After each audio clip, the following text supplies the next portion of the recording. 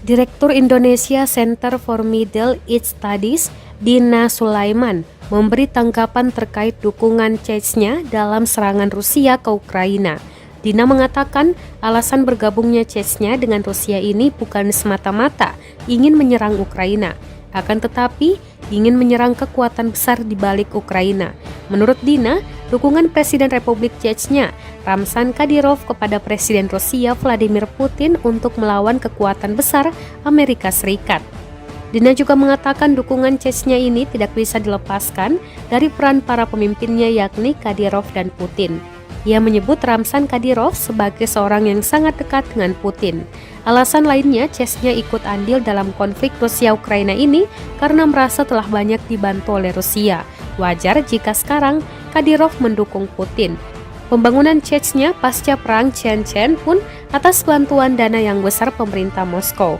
Bahkan dengan dana tersebut, Ramzan Kadyrov bisa membangun sebuah masjid yang disebut terbesar di dunia dengan kapasitas 70.000 jemaah.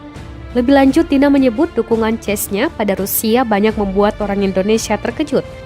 Menurutnya, hal itu dikarenakan mayoritas orang Indonesia masih menganggap Rusia adalah rezim komunis sama seperti Uni Soviet. Sehingga banyak yang bertanya-tanya mengapa negara muslim seperti Chechnya mendukung pasukan komunis.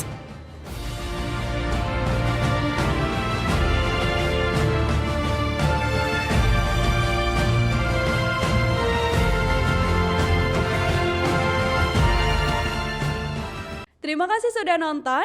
Jangan lupa like, subscribe, dan share ya.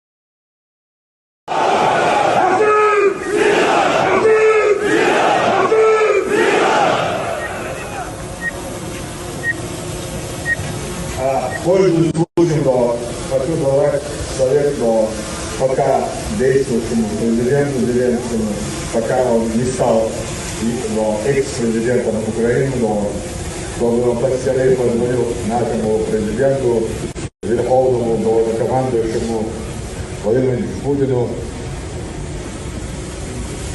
попросил извинений.